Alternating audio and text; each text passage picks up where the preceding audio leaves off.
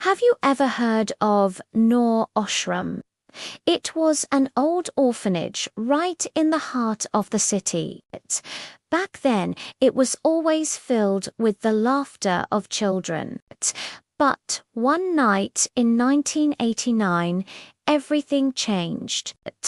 A massive storm hit, with rain lashing down and thunder shaking the very foundations of the building. People living nearby said they heard screams that night, screams that were suddenly cut short, and then complete silence. The next morning, the entire orphanage was empty. 38 children, 5 nurses, and the warden all gone. Vanished without a trace. The authorities found nothing. No bodies, no signs of a struggle, no belongings left behind. The only clues were tiny, desperate handprints smeared on the walls and the faint, unsettling smell of something burning. The incident was so bizarre, so inexplicable, that the government sealed the case files and shut the place down for good. For 30 years, Noor Ashram stood abandoned, a dark monument to a forgotten tragedy. No one ever dared to go inside. Fast forward 30 years to today. Meet Ahmed, a young and ambitious reporter who runs a YouTube channel dedicated to exploring haunted places. His subscribers were constantly daring him to visit the infamous orphanage. Comments flooded his videos. "Don't go to Noor Ashram, Ahmed. They say you can still hear the children's voices at night." But Ahmed, driven by the lure of viral fame and skyrocketing views, decided to ignore the warnings. He was going to give his audience the show they wanted. He arrived at the orphanage late one evening, his camera ready.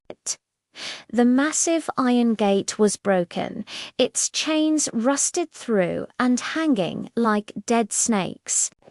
On the crumbling wall next to the entrance, a chilling message was scrawled in old, faded chalk. "We are still playing." A shiver ran down Ahmed's spine, but he pushed the feeling aside. He switched on his camera, its small red light piercing the gloom, and stepped through the gate. The air inside the compound was heavy and cold. The main building loomed before him, its windows like vacant eyes staring into the darkness.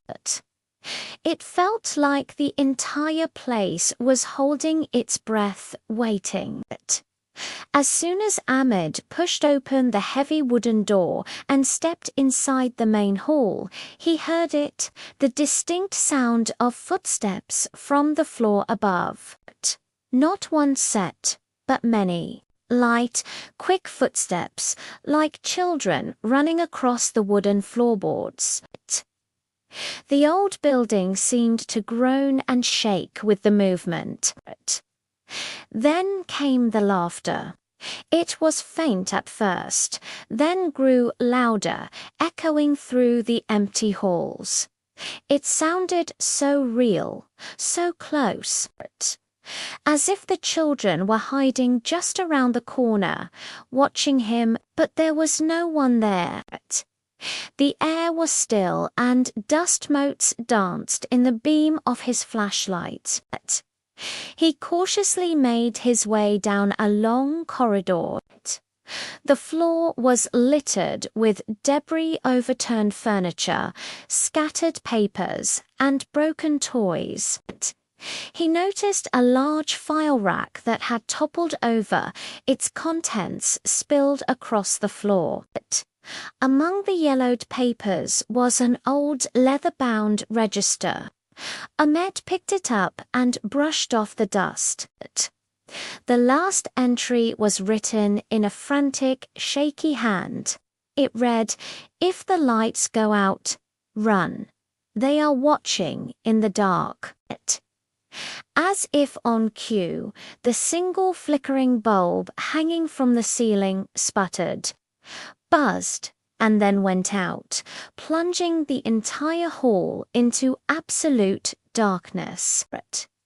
The silence that followed was deafening, thick with an unspoken threat.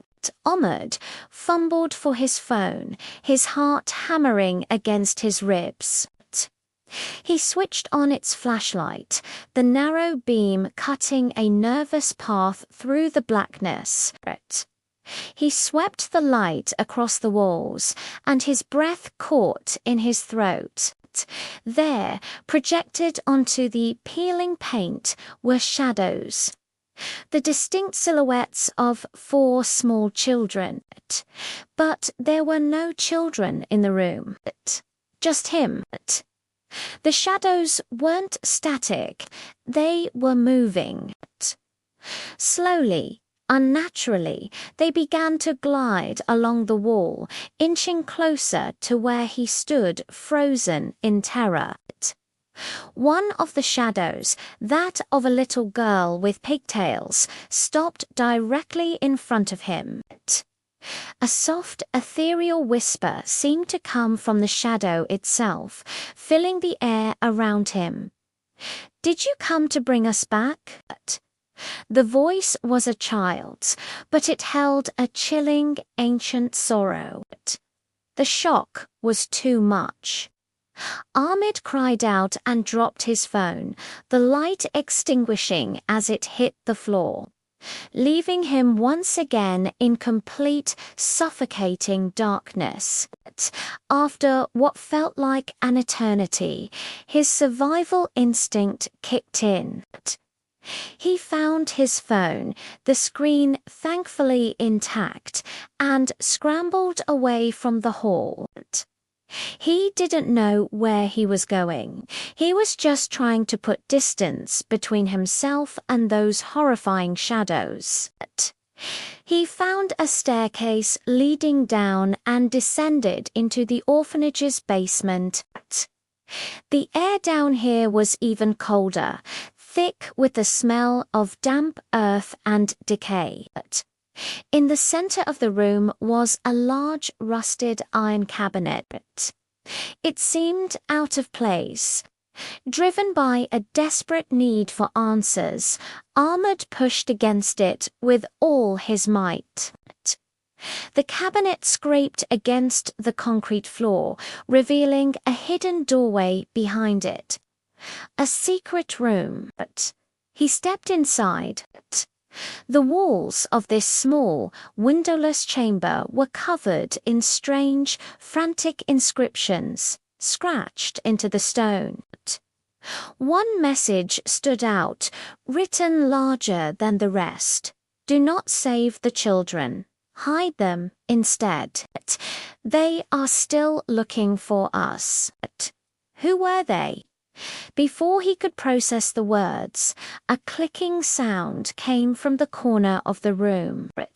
An old tape player on a dusty table had started playing on its own. A man's voice, trembling with fear, filled the small space. It was the warden, the night it all happened. Those things, they weren't human, the recorded voice rasped. They came for the children. They didn't take their bodies. They devoured their shadows. I had to do something. I hid the children in the darkness, where they couldn't be found. Maybe they are still hidden. The tape ended with a gut-wrenching sob, then clicked off, leaving Ahmed in stunned silence. The warden's last words echoed in his mind. He scanned the room with his light and saw it, another door, at the far end of the hidden chamber. This one was sealed shut with heavy bolts. Carved into the wood just above the lock was a final, desperate warning. Don't open, they are not the same anymore. Every instinct screamed at him to leave, to run and never look back. But he had to know. What was behind that door? Were the children still in there? Summoning every last ounce of courage he possessed, Ahmed unbolted the locks and pulled the heavy door open. The room inside was completely bare, except for what was in the center. 38 children sat in a perfect circle on the cold floor. They were motionless, their faces pale and ghostly in the beam of his light. As he got closer, he saw their eyes,